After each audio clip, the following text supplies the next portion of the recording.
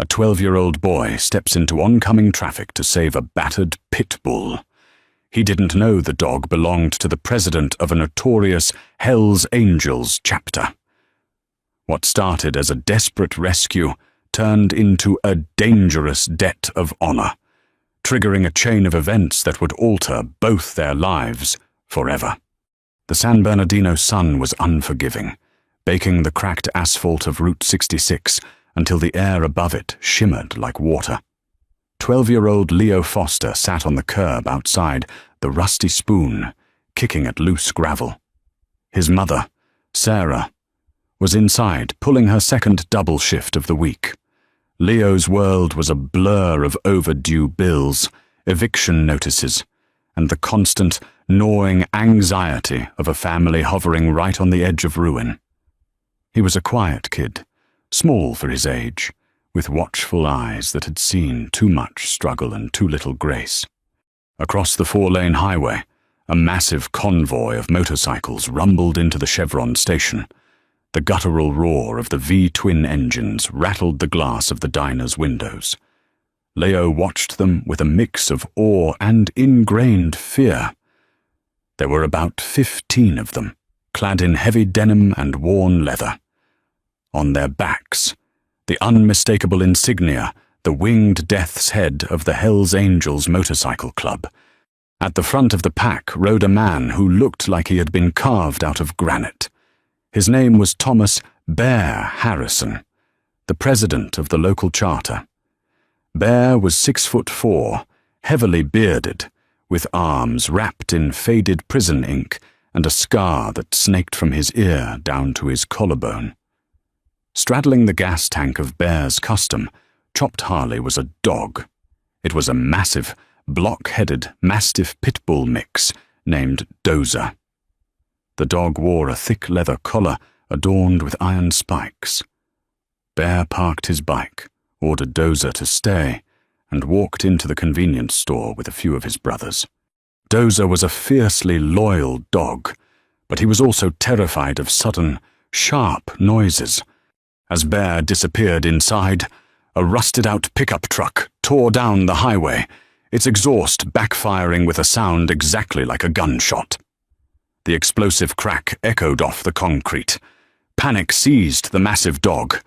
Dozer scrambled off the leather seat, his heavy paws slipping on the slick pavement, blinded by fear.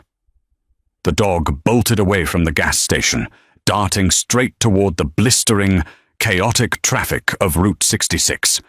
Leo stood up, his heart hammering against his ribs.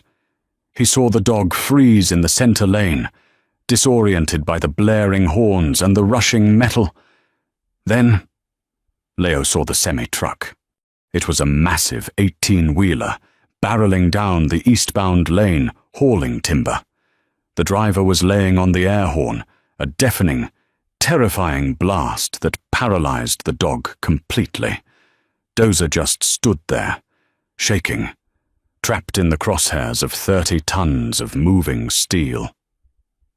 The truck driver slammed on the brakes, the tires screaming, smoking, leaving long black scars on the asphalt. But there wasn't enough time. The momentum was too great. Leo didn't think. He didn't weigh the odds. He just moved. He sprinted off the curb, his worn-out sneakers pounding the burning blacktop. He ducked past a swerving sedan, the side mirror clipping his shoulder, spinning him around. He regained his footing and dove. He slammed into the heavy dog just as the grill of the 18-wheeler eclipsed the sun. Leo and Dozer rolled hard across the rough asphalt, tumbling into the dusty gravel of the median. A split second later, the semi-truck roared past, the vacuum of its wake pulling violently at Leo's tattered t-shirt. The massive tires missed the boy's legs by inches. For a moment, the world was nothing but the smell of burned rubber, diesel exhaust, and the stinging pain of scraped flesh. Leo lay in the dirt, gasping for air, his arms wrapped tightly around the trembling, heavy frame of the dog. Dozer whined, licking the dirt and blood from Leo's scraped chin. Then, The screaming started. "Dozer." The voice was a booming, terrifying roar that cut through the noise of the traffic. Leo looked up, blinking through the dust. Bear Harrison was sprinting across the highway, dodging cars with reckless abandon, his face pale beneath his heavy beard.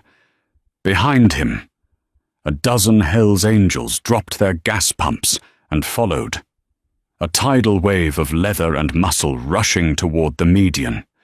Leo froze. His chest heaved. He had grown up hearing stories about these men, violent, unpredictable outlaws. He slowly let go of the dog, pushing himself backward into the dirt, expecting the worst. He thought the giant man was going to kill him for putting his hands on his animal. Bear dropped to his knees in the gravel. He didn't even look at the boy at first. He grabbed Dozer's heavy head in his massive, calloused hands, checking the dog frantically for injuries, burying his bearded face into the dog's neck. The intimidating biker let out a choked, ragged breath that sounded dangerously close to a sob. The rest of the club arrived, forming a tight, imposing wall around them, blocking the view of the rubbernecking cars. The silence among the men was heavy, dangerous.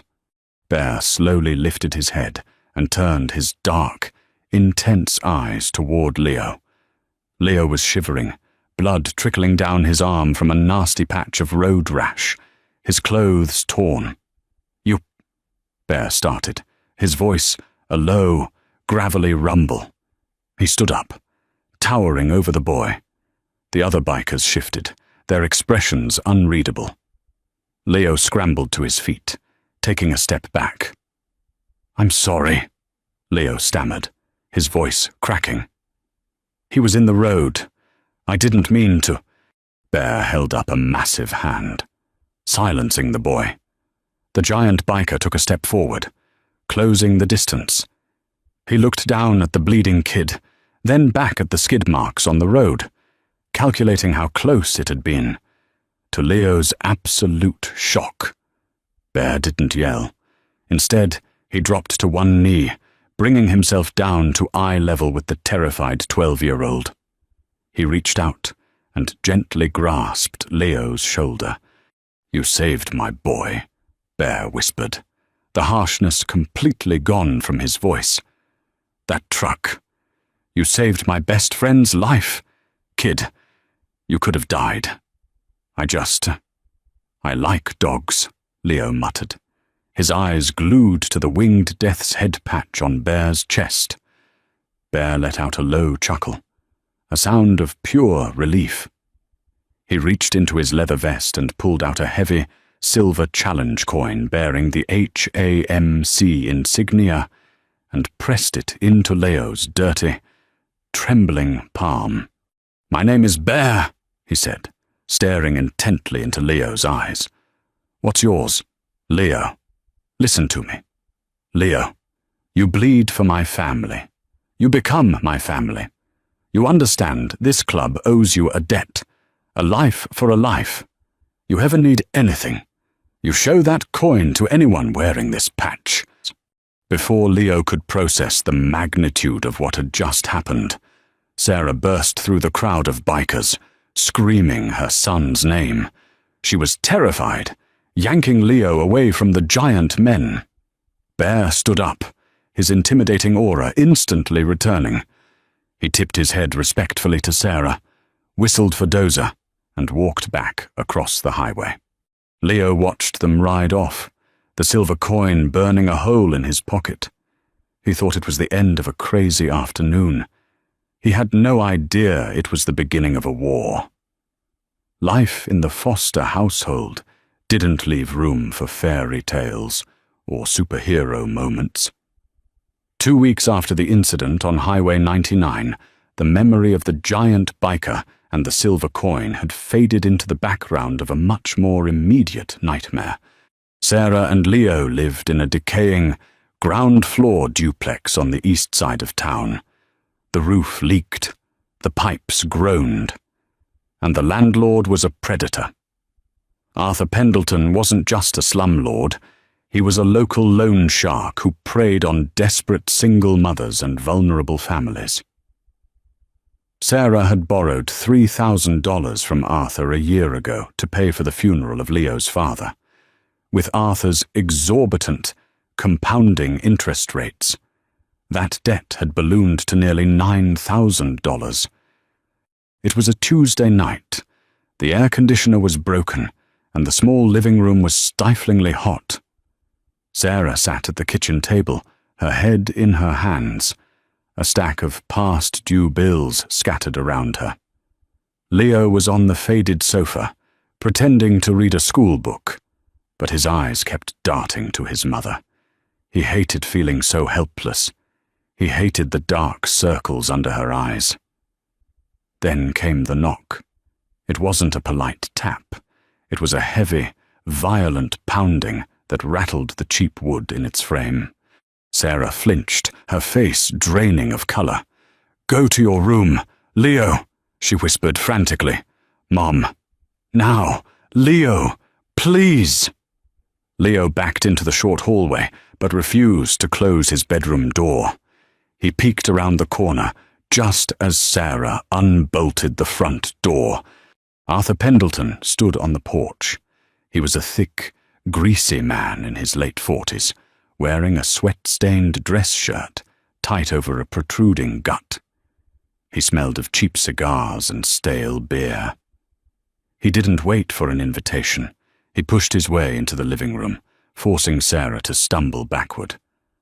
"We have a problem, Sarah." Arthur sneered, his eyes scanning the meager apartment with disgust. "You missed your payment. Again." "Arthur, please," Sarah pleaded, her voice trembling. "My hours got cut at the diner. I have $400. I can give you that right now, and I'll have the rest by Friday. I promise." Arthur laughed, a dry, cruel sound. He walked over to the kitchen table and picked up a framed photograph of Leo's late father, examining it mockingly. $400 doesn't even cover this week's interest. Sarah, you're bleeding me dry. I'm a businessman, not a charity. I just need a few more days." Arthur slammed the picture frame down on the table, shattering the glass. Sarah screamed, jumping back. "You're out of days," Arthur roared, dropping the facade of the polite businessman. He stepped into her personal space, jabbing a thick, stubby finger into her shoulder. "You owe me $9,000. You're going to pack your trash, and you and that brat are going to be out of my property by tomorrow morning, or I'll have my boys come down here and throw your crap into the street, and we'll see what else you can do to pay off that debt." He reached out and grabbed Sarah violently by the wrist, pulling her toward him. "Do we understand each other?" In the hallway, Leo felt a surge of blind rage. He dropped his book and sprinted into the living room, throwing his small weight against Arthur's side. "Leave my mom alone," Leo screamed, swinging his fists. Arthur grunted in surprise, taking a half step back. He looked down at the boy with pure malice. "You little punk," Arthur hissed. He raised his heavy hand to strike the 12-year-old. Sarah shrieked, diving in front of her son, but the blow never landed. Kriak! The front door, which Arthur had left ajar, swung open violently, slamming against the drywall. The heavy, thudding sound of steel-toed boots echoed on the linoleum. The temperature in the room seemed to drop 10 degrees. Arthur froze, his hand still raised in the air. He slowly turned around. Standing in the doorway, blocking the streetlights, were 3 massive figures. At the center stood Bear Harrison. Flanking him were 2 heavily tattooed, stone-faced Hells Angels known on the streets as Jax Miller and Crow Henderson. They were in full colors, their leather cuts creaking as they stepped into the cramped living room. Bear's eyes bypassed Arthur completely. He looked past the slumlord, locking eyes with Leo, and then shifted his gaze to Sarah, noting her terrified posture and the red mark forming on her wrist. The silence in the room was absolute, suffocating. Arthur Pendleton's face went from an angry crimson to a sickly, pale white. He swallowed hard, his throat clicking. "Can I help you, boys?" Arthur managed to squeak out, attempting a bravado he clearly didn't feel. "This is private property." Bear didn't answer him.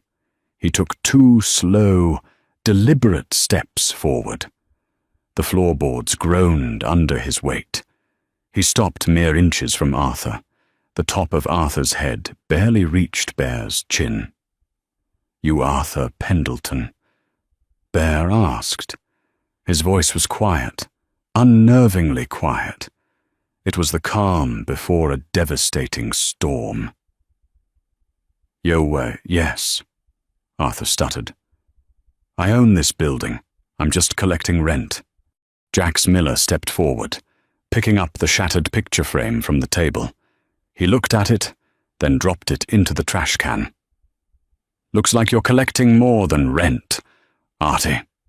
Bear slowly reached into his denim jacket.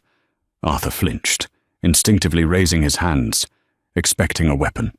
Instead, Bear pulled out a thick roll of $100 bills bound by a rubber band. "The boy," Bear said, his deep voice vibrating in the small room, "is under the protection of the Hells Angels Motorcycle Club, which means his mother is under the protection of the club." Bear flicked the rubber band off the cash. He didn't hand it to Arthur. He let the heavy stack of hundreds drop onto the cheap linoleum floor, scattering around Arthur's scuffed shoes. "There's $9,000, Bear said coldly. "The debt is paid." Arthur stared at the money, his greed battling with his absolute terror. The interest." He started to whisper, unable to stop his predatory instincts. Faster than a snake strike, Bear's massive hand shot out, grabbing Arthur by the throat. He didn't choke him, but the grip was like a steel vice, lifting Arthur onto his tiptoes. "There is no interest," Bear growled, his face inches from Arthur's sweaty forehead. "There is no more rent. There are no more visits.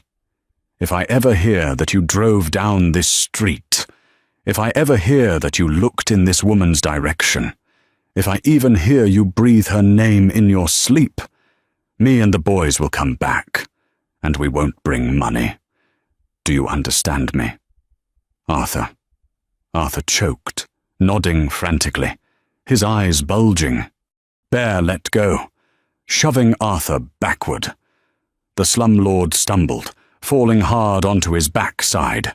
He scrambled on the floor, frantically grabbing the scattered $100 bills, stuffing them into his pockets with trembling hands. "Get out!" Crow Henderson barked, stepping aside to clear the doorway. Arthur didn't need to be told twice. He scrambled to his feet and practically sprinted out the door, tripping over the porch step in his haste to escape the terrifying presence of the bikers. The sound of his car tires squealing down the block echoed in the night. In the living room, the heavy tension slowly evaporated. Bear turned back to Sarah, his entire demeanor softening. He took off his sunglasses and offered her a surprisingly gentle, apologetic look. "Ma'am," Bear said, his voice respectful. "I apologize for the intrusion, and for the mess. We had some boys keeping an eye on the neighborhood to make sure Leo was all right. They saw that piece of garbage force his way in." Sarah was shaking, her mind unable to process the whiplash of the last 5 minutes. You just paid him $9,000. I can't pay you back. I don't have—" "Stop," Bear interrupted softly. "You don't owe us a dime.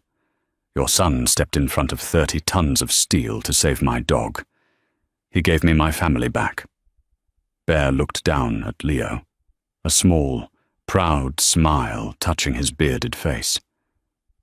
"I told him we owed him a debt. The angels pay their debts.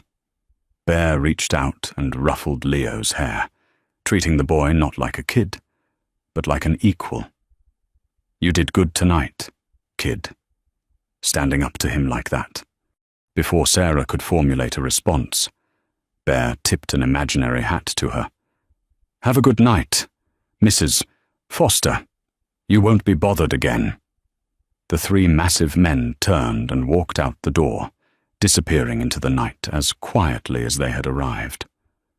Leo stood in the hallway, staring at the empty doorway, the silver challenge coin heavy in his pocket. He had saved a dog, but he was beginning to realize that the men who rode with the death's head patched on their backs had just saved him. But as the roar of the motorcycles faded into the distance, Sarah pulled Leo into a tight, desperate hug. She wasn't just relieved. She was terrified, because she knew something her 12-year-old son didn't.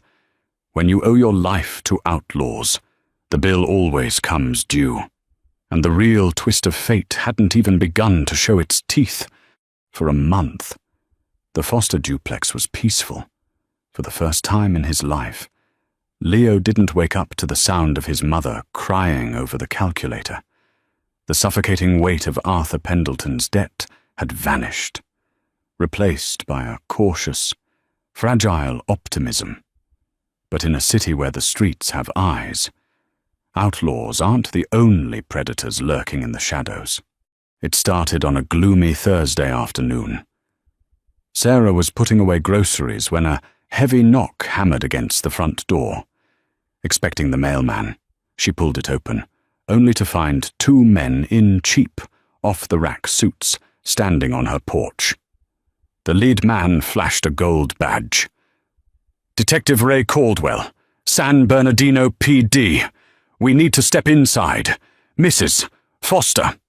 Caldwell didn't wait for permission.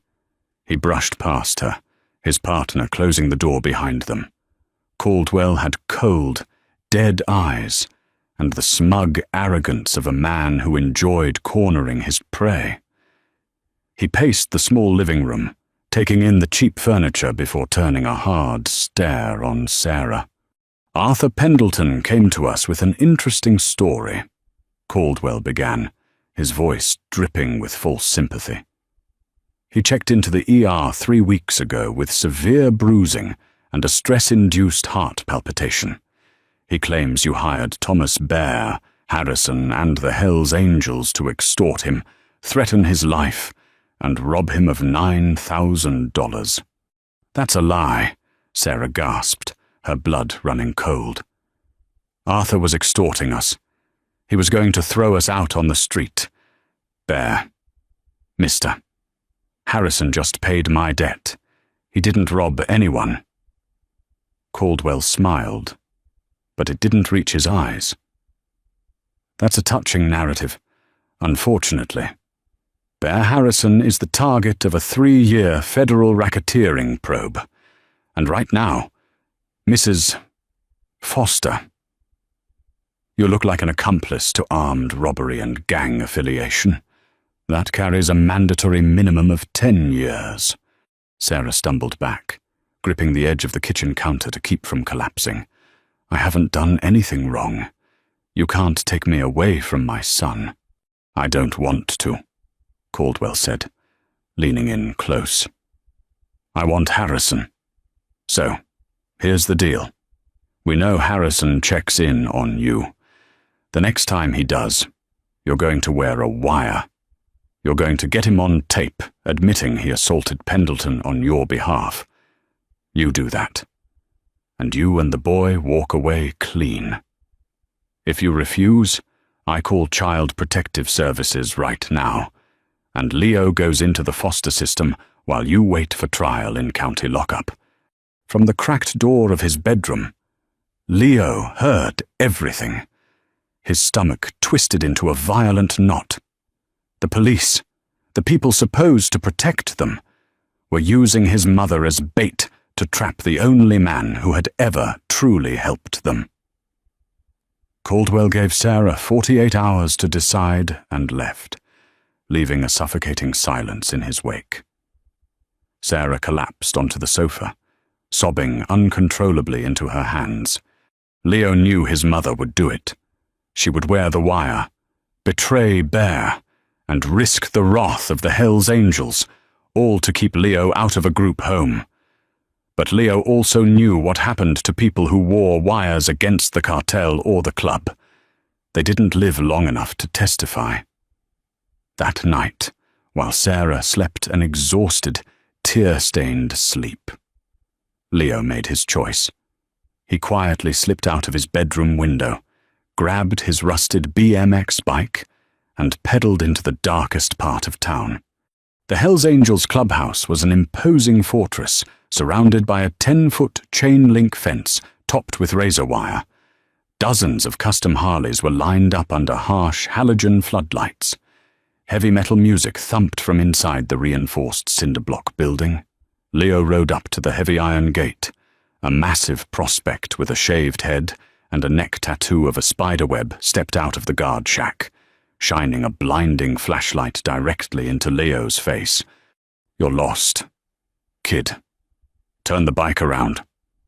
The prospect growled. Leo squinted against the light. His hands were shaking, but he reached into his pocket and pulled out the heavy silver challenge coin. He held it up through the chain-link fence. "I need to see Bear," Leo said, his voice surprisingly steady. "He gave me this." The prospect lowered the flashlight, staring at the winged death's head on the coin. His demeanor shifted instantly. He unlocked the gate. "Leave the bike. Follow me." "Follow." Leo was led through a maze of leather-clad men, billiard tables, and thick cigar smoke until he reached a back office. Bear was sitting behind a massive oak desk. Going over ledgers, Jax Miller and Crow Henderson flanked him. Bear looked up, genuine surprise crossing his rugged features. "Leo, what the hell are you doing here at 2 a.m? Leo didn't waste time. He spilled everything. He told them about Detective Caldwell, the threats of foster care, and the plan to make his mother wear a wire. The temperature in the room plummeted. Jax Miller cursed under his breath, his hand instinctively dropping to his belt.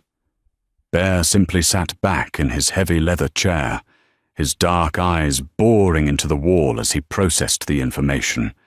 "You understand what you just did, Leo?" Bear asked quietly. "By coming here, you protected my family. But if Caldwell finds out you warned me, he'll destroy your mother." "You saved us," Leo said, his chin held high despite his fear. "A life for a life. That's what you said." Bear stared at the brave 12-year-old for a long, silent moment. Then, a slow, dangerous smile crept across his bearded face. "All right, little brother. You did your part. Now, let the angels handle the law." 2 days later, Detective Caldwell swaggered up to the Fosters' duplex, carrying a briefcase containing the surveillance wire. He didn't bother knocking, expecting a broken, compliant Sarah to let him in. He turned the handle and pushed the door open. "All right, Sarah, time to prep." Caldwell started, but the words died in his throat. Sitting on the faded floral sofa wasn't Sarah. It was Bear Harrison, looking entirely relaxed, flanked by Jax and Crow. Sitting in the armchair to Bear's right was a man in a crisp, $5,000 Armani suit, holding a polished leather notepad. Sarah and Leo were nowhere to be seen. Caldwell froze, his hand dropping toward his service weapon. "What the hell is this? Where is Mrs. Foster?" The man in the suit stood up, adjusting his silk tie. "Mrs. Foster and her son are currently checking into a luxury suite at the Four Seasons, paid for by a private trust. My name is Richard Sterling, senior partner at Sterling and Vance Defense. I represent Mr. Harrison, and as of this morning, I am on retainer for Mrs. Sarah Foster." Caldwell's face paled. Richard Sterling was the most ruthless, expensive criminal defense attorney on the West Coast. He destroyed careers for sport. "This is an ongoing police investigation," Caldwell stammered.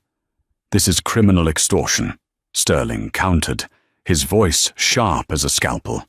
"You threatened a single mother with the removal of her child to manufacture evidence against my client. We have statements. We have your illegal threats documented, and my private investigators have already pulled the internal affairs file regarding your little habit of suborning perjury." Sterling took a step forward, towering over the detective. "Here is what is going to happen. Detective Caldwell, you are going to walk out of this house. You are going to permanently close whatever fictional file you have on Sarah Foster.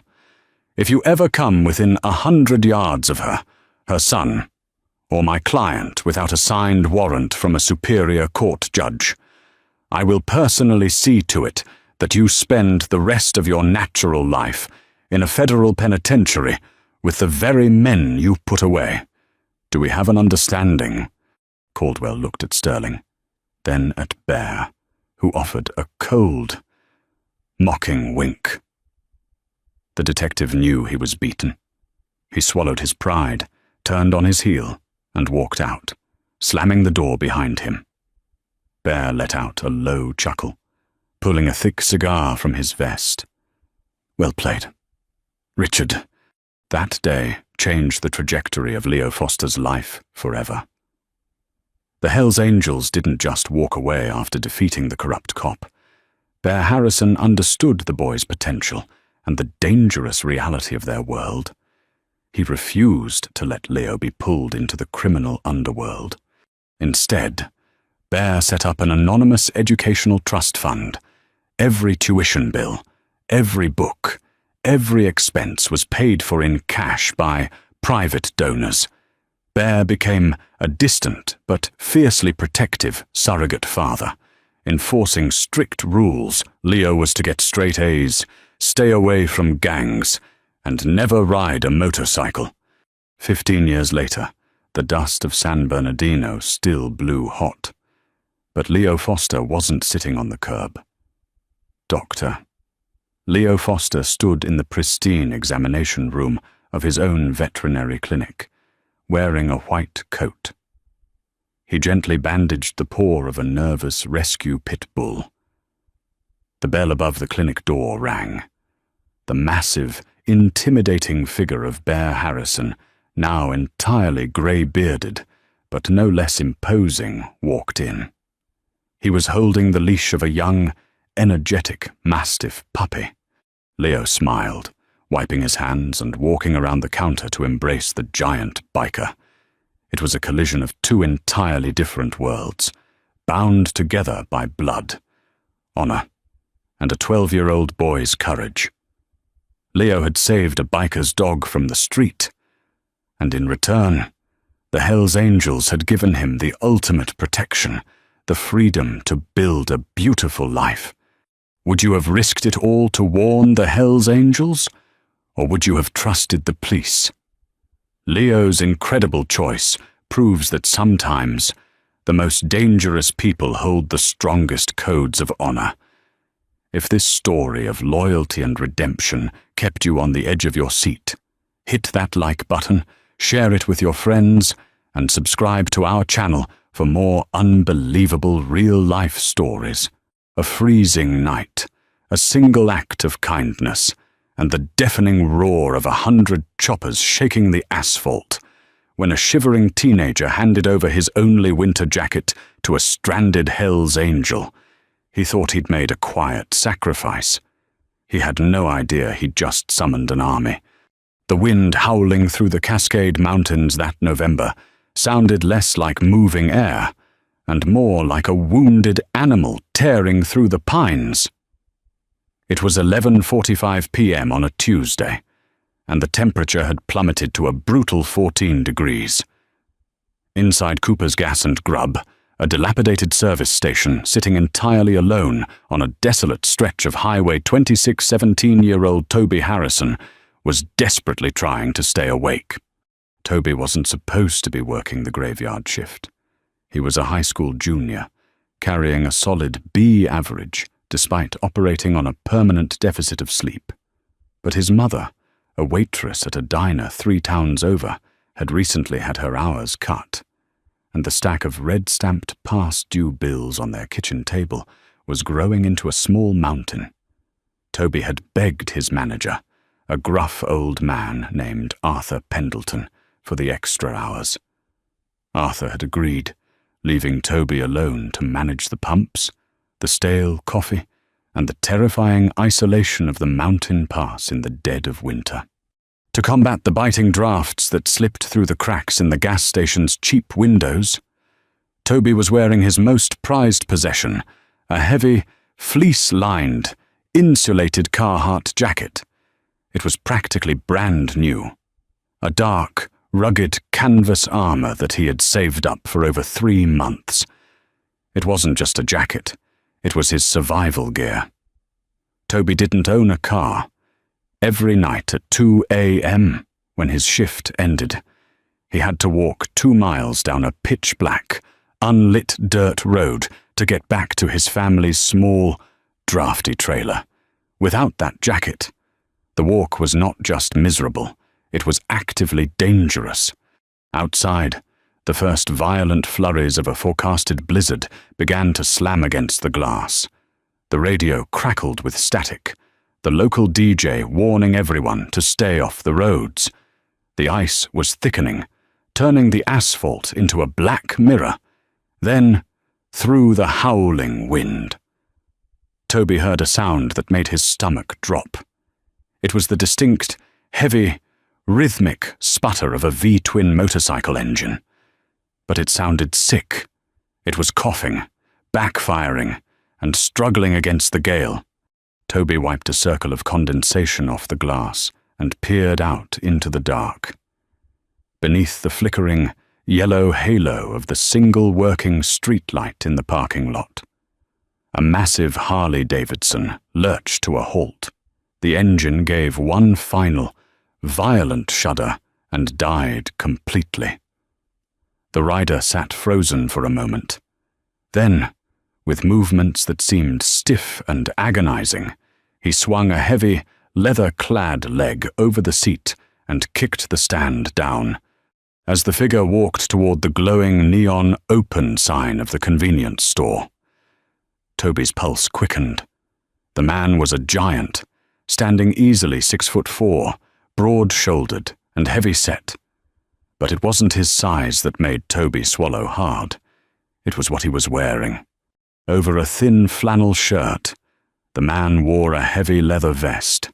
Even through the falling snow, Toby could clearly see the patches. The top rocker arched over a grinning skull with wings, the infamous Death Head logo. The bottom rocker proudly declared his territory. It was the full, unmistakable colors of the Hells Angels Motorcycle Club. In this part of the Pacific Northwest, the Hells Angels were legends, spoken about in hushed tones. They were a fiercely guarded brotherhood, known for their strict codes, their intimidating presence, and their absolute intolerance for disrespect.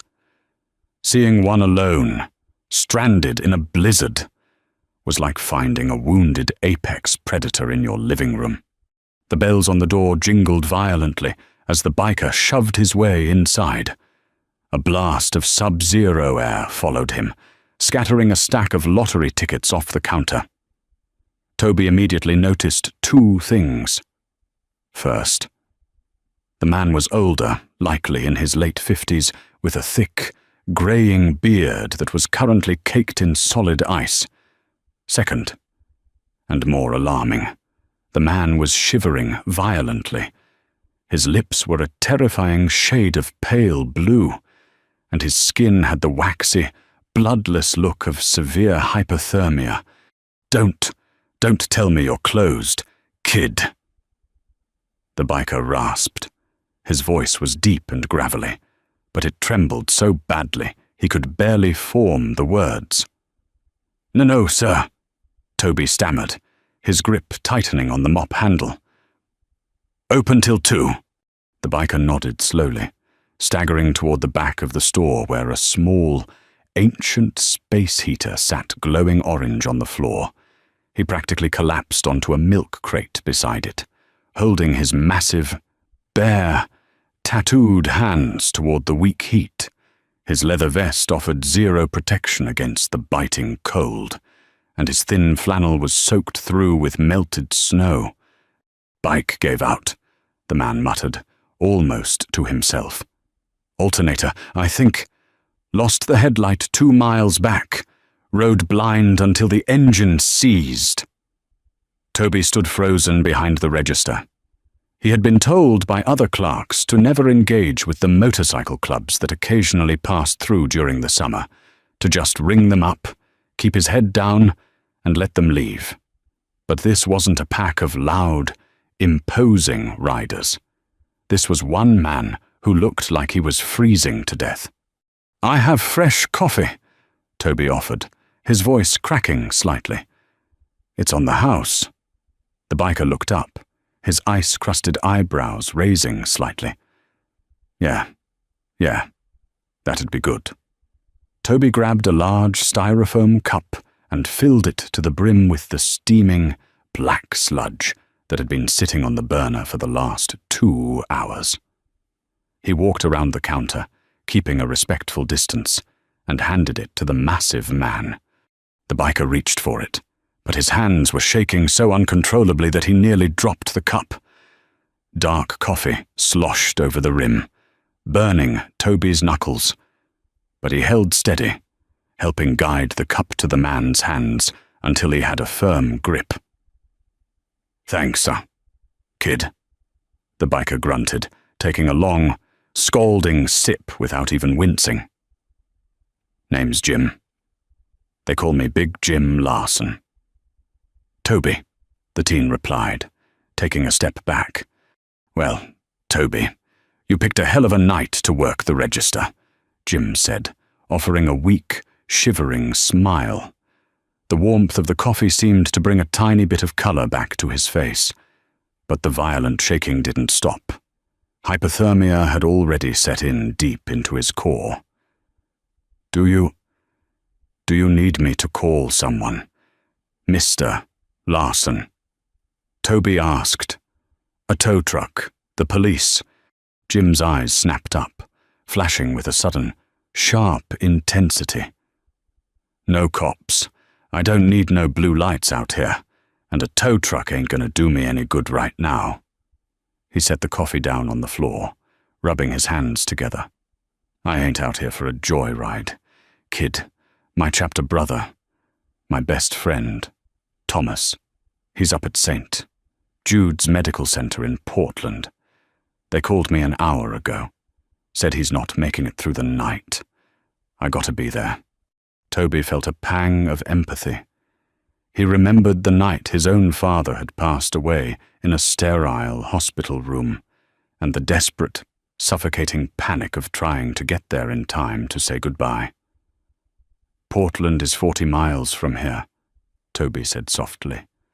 "The roads are icing over. Even if your bike was running, you'd never make it in this storm. Not dressed like that."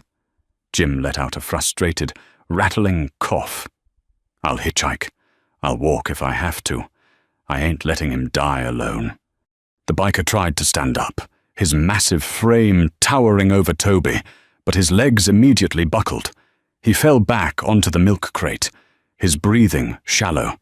He was losing the battle against the cold, and the drop in his core temperature was making him uncoordinated and weak. Toby looked out the window. The snow was falling thicker now, a blinding white sheet obscuring the highway. Nobody was driving in this. Hitchhiking was a death sentence. Toby remembered that old man Henderson, a local freight hauler, was parked around the back of the station, sleeping in his cab before making a late-night run toward Portland. Henderson was a gruff guy, but he owed Toby a few favors for covering up the times he'd left the diesel pumps a mess. "Wait here," Toby said, turning toward the back door. He dashed out into the freezing wind, sprinting around the side of the building to the massive 18-wheeler idling in the dark. He pounded on the heavy metal door until a very grumpy Henderson rolled down the window. After 5 minutes of frantic explaining, pleading, and calling in every favor he had, Toby convinced the trucker. Henderson was heading right past St. Jude's anyway. He agreed to take the biker, but he warned Toby, "I'm leaving in exactly 3 minutes. Kid, if your biker friend ain't in the cab by then, I'm rolling without him." Toby sprinted back inside, practically sliding across the linoleum floor. "Jim, I got you a ride. A trucker out back is heading straight to Portland. He can drop you 2 blocks from the hospital." Relief washed over the giant biker's face. He forced himself to stand, grabbing the counter for support. "Kid, I owe you. You have no idea." But as Jim stood up and the door to the station blew open, letting in a horrifying blast of sub-zero wind, Toby realized a fatal flaw in the plan. The truck's heater had been broken for weeks. Henderson drove in a heavy parka. Jim, shivering violently in his wet flannel and leather vest, wouldn't survive the 40-mile, slow-moving drive in a freezing truck cab. Jim felt the wind and stopped in his tracks, his teeth chattering so loudly it echoed in the quiet store. He looked down at his own trembling hands, realizing the grim reality of his situation. He was too cold. He wasn't going to make it. Toby looked at the clock. It was 12:30 a.m.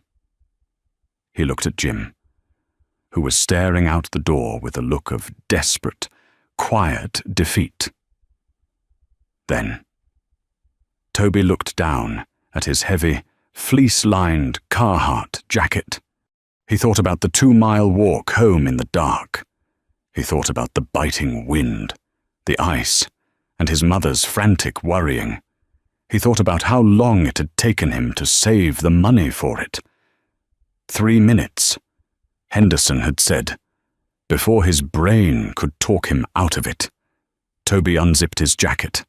He slid it off his shoulders, the sudden absence of its warmth sending an immediate, shocking chill down his spine. He held it out toward the towering Hell's Angel.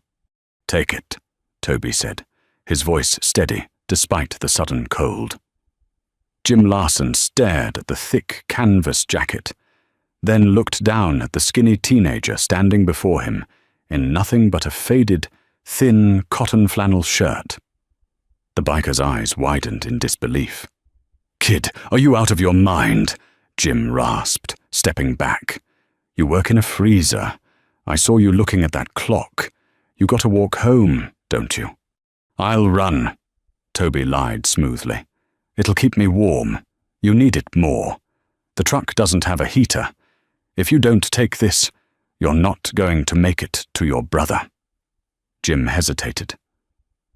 In the world of outlaw motorcycle clubs, nobody gave you something for nothing. Trust was earned in blood and miles, not handed over a linoleum counter by a kid making minimum wage.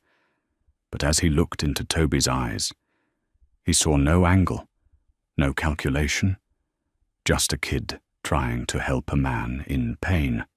A loud, piercing blast from an air horn shattered the silence outside. Henderson was warning them. Time was up. Jim reached out with a trembling hand and took the jacket. The thick canvas looked almost comical in his massive grip, but as he slid his arms into the fleece-lined sleeves and pulled it tight over his leather cut, a low groan of absolute relief escaped his lips. The heavy insulation immediately trapped his remaining body heat. "Toby," Jim said, his voice dropping an octave, losing the tremor for just a second. He reached into his pocket and pulled out a heavy silver Zippo lighter, tossing it onto the counter. I don't forget. And the angels don't forget. Before Toby could respond, the giant man turned and pushed his way out into the blizzard, jogging toward the idling semi-truck. Toby watched through the frosted glass as the passenger door swung open. Jim climbed inside, and the massive rig roared to life, disappearing into the blinding white snow. Toby was completely alone again. He walked over to the counter, picked up the heavy Zippo lighter, and slid it into his pocket. It was freezing cold against his leg. The next hour and a half moved at an agonizing crawl, every time the wind hit the windows. Toby shivered. When 2 a.m. finally arrived, he locked the front door, shut off the neon sign, and turned off the lights. He stood by the back door for a long time, staring out into the pitch-black night. The snow had stopped, but the temperature had plummeted even further. It was 10 degrees. Taking a deep breath, Toby pushed the door open and stepped out into the night. The cold hit him like a physical blow. It punched the air out of his lungs. The thin cotton of his flannel shirt offered exactly 0 resistance to the wind. Within 30 seconds, his arms were covered in goosebumps. Within 2 minutes, his teeth were chattering violently. He started to jog, just like he had told Jim he would. But the dirt road was slick with black ice. After slipping and falling hard on his hip, he was forced to slow down to a brisk, agonizingly stiff walk. 1 mile to go, he thought, wrapping his arms tightly around his chest, his hands tucked under his armpits. His fingers were already going numb. He cursed himself. He cursed his bleeding heart instincts. Why did he care about some outlaw biker he had just thrown away 3 months of savings and subjected himself to absolute torture for a total stranger who would probably pawn the jacket for gas money the next day? The cold began to burn. His ears felt like they were being sliced by razor blades. He kept his eyes focused on the ground, placing 1 foot in front of the other, hallucinating the warmth of his trailer. He imagined his mum's space heater. He imagined a hot shower. By the time he finally saw the faint, yellow porch light of his family's trailer, Toby was stumbling. He couldn't feel his feet, and his vision was blurring at the edges. He practically threw himself up the metal steps, fumbling blindly with his keys with wooden, unresponsive fingers. He pushed the door open and collapsed onto the worn carpet of the living room, kicking the door shut behind him. He crawled toward the small heating vent in the floor, curling into a tight ball, shivering so violently that his muscles ached. He lay there for hours, the Zippo lighter pressing hard against his thigh, drifting into a restless, exhausted sleep, convinced he had made the stupidest mistake of his life. He had no idea that a few hours away, in the harsh fluorescent light of a hospital waiting room, Big Jim Larson was making a phone call that was about to turn Toby Harrison's world upside down. The harsh, grey morning light filtering through the frosted windows of the trailer was merciless. Toby groaned, his head pounding with a ferocious, dull ache. He was still curled up on the threadbare carpet directly over the heating vent, clutching his knees to his chest. His throat felt like it was lined with broken glass, and a deep, rattling cough tore through his chest the moment he tried to sit up. "Toby, what on earth are you doing on the floor?" His mother, Diane Harrison, stood in the doorway of the tiny kitchen, clutching a chipped ceramic mug of tea. She looked exhausted, the deep circles under her eyes, a permanent fixture since his father passed. When she saw him shivering, still wearing nothing but the thin, damp flannel shirt from the night before, her maternal instincts immediately kicked into overdrive. "Where is your coat?" she demanded, rushing over and pressing a cool hand against his burning forehead. "You're burning up, Toby. Honey." Where is your car, Hart?" Toby averted his eyes, staring at the peeling linoleum. I lost it. Mum, I left it at the station. Someone must have swiped it while I was in the back." Diane's face fell. It was a look of pure, unadulterated defeat that broke Toby's heart. That jacket was a symbol of his hard work, an expensive necessity they absolutely could not afford to replace. "Oh, Toby," she whispered, her voice cracking. Okay. We'll figure it out. Get into bed. I'm going to make you some soup." For the next 4 hours, Toby drifted in and out of a feverish sleep. Every time he closed his eyes, he saw the freezing mountain pass and the towering silhouette of Jim Larson disappearing into the snow. He felt a gnawing guilt for lying to his mother, but he couldn't bring himself to explain that he had given away their only valuable piece of winter clothing to a gang member. It was exactly 11:15 a.m. when the noise started. At first, it was just a low, barely perceptible hum. Toby thought it was the old refrigerator kicking into overdrive, but the hum didn't stop. It steadily grew deeper, heavier, vibrating through the thin aluminum walls of the trailer. Diane walked into his cramped bedroom, looking out the small window with a puzzled expression. "Is that a freight train? The tracks are 5 miles away. We shouldn't be able to hear it this loud." The hum escalated into a physical rumble. The water in the glass on Toby's nightstand began to ripple. The framed photograph of his father hanging in the hallway rattled violently against the cheap wood paneling. It sounded like a massive swarm of mechanical hornets was descending upon their quiet, snow-covered dirt road. Toby threw off his blankets, ignoring the dizzying rush of blood to his head, and stumbled to the front window in the living room. He pulled back the faded curtain and felt his blood turn to ice. It wasn't a train. It was an army. Rolling slowly down the narrow, snow-packed lane was a seemingly endless column of motorcycles. They rode in perfect, disciplined, staggered formation, their massive V-twin engines roaring in terrifying, unified harmony. The sheer volume was deafening, echoing off the surrounding pine trees. "Oh my God," Diane breathed, taking a terrified step back. "Toby, get away from the window. Lock the door." But Toby couldn't move.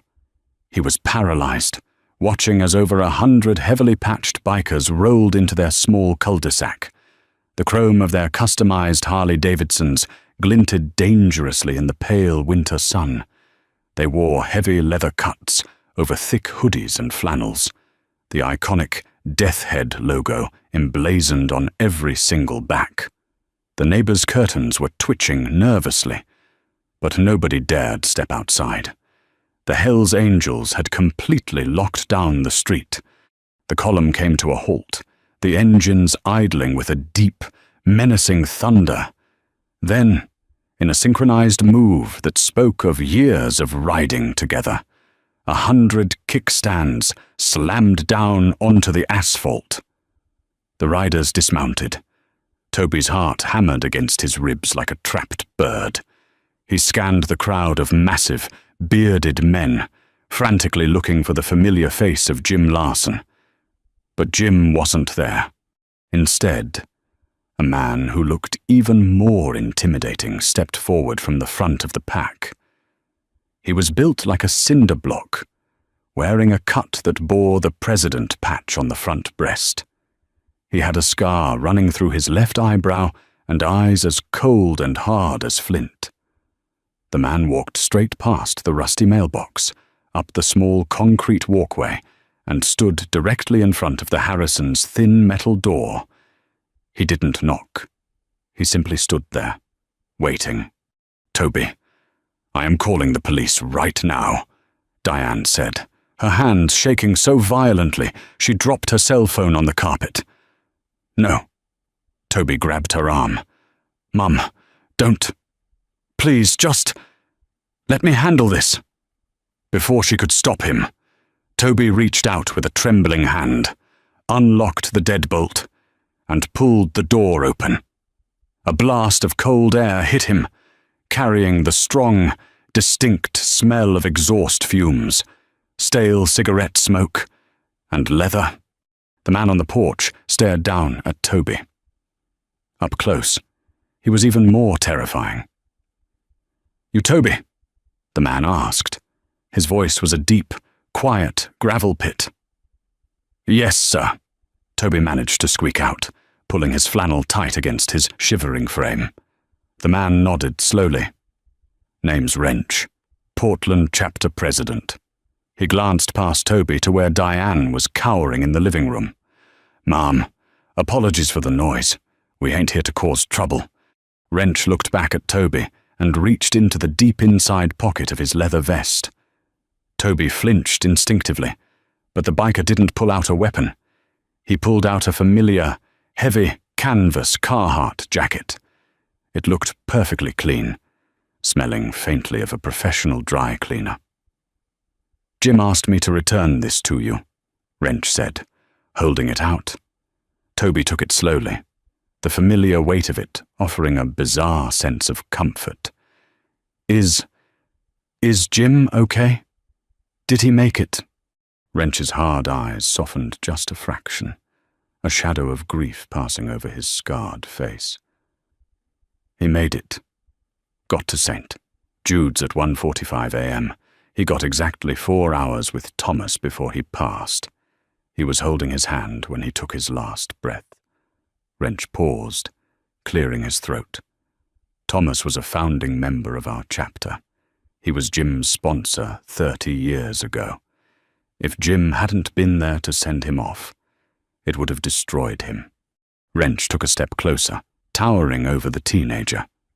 "Jim was suffering from stage 2 hypothermia when that trucker dropped him off. The doctors at the ER said if he hadn't been wearing this canvas jacket, his heart would have stopped from the cold before he ever reached the city limits." Toby swallowed hard, gripping the jacket tightly. "I'm just glad he made it." "You don't get it, kid," Wrench said, his voice dropping an octave, carrying a weight that demanded absolute attention. "You didn't just give a guy a coat, you saved a brother's life, and you gave our chapter the gift of letting Thomas die with his family by his side. In our world, a debt like that isn't something you just say thanks for." Wrench snapped his fingers. A second biker, a tall, lanky man with a long braided beard, stepped up to the porch carrying a thick, heavy manila envelope and a large black garment bag. "Henderson, the trucker. He talks a lot," Wrench explained, taking the envelope. "Told Jim about how you were working graveyard shifts 'cause your old man passed and your mum's struggling with the bills. Told him how you walk 2 miles in the pitch black every night." Wrench shoved the thick envelope into Toby's chest.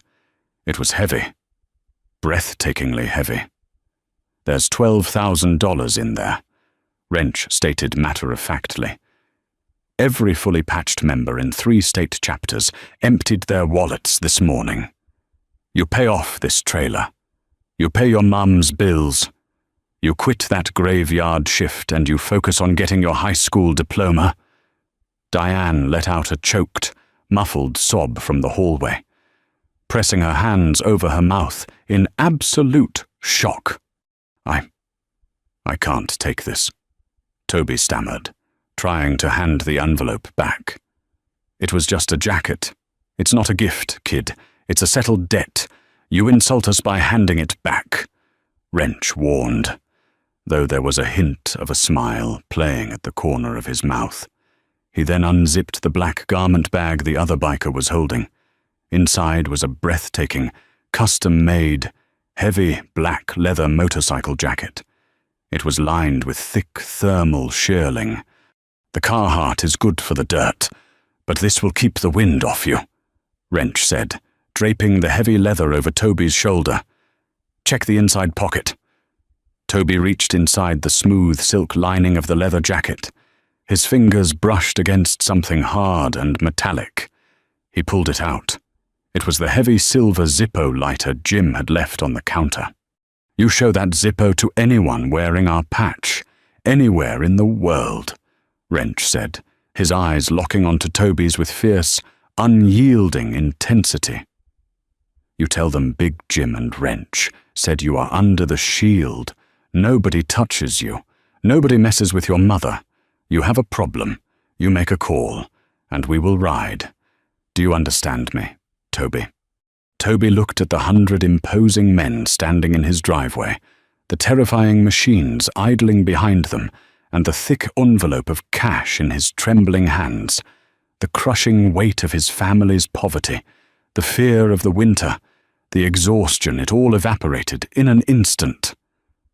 "I understand," Toby whispered, tears finally breaking free and tracking down his hot, feverish cheeks. Wrench nodded once, a gesture of absolute finality. He turned on his heel and walked back to his massive custom chopper. He swung his leg over, kicked the starter, and revved the engine. As one, the 100 Hell's Angels roared back to life. The sound shook the earth, vibrating deep in Toby's chest. He and his mother stood on the porch, wrapped in the freezing winter air, watching as the army of outlaws turned their bikes and thundered back down the snowy road, leaving behind a completely changed life and a debt paid in full. Sometimes, the greatest rewards come from the most unexpected sacrifices. Toby gave away his only defense against the bitter cold, never expecting an army of outlaws to repay his kindness with life-changing generosity. It proves that compassion speaks a universal language, even to the toughest crowds. If this incredible story of brotherhood and unexpected kindness moved you, hit that like button, share it with your friends, and subscribe for more unbelievable real-life stories.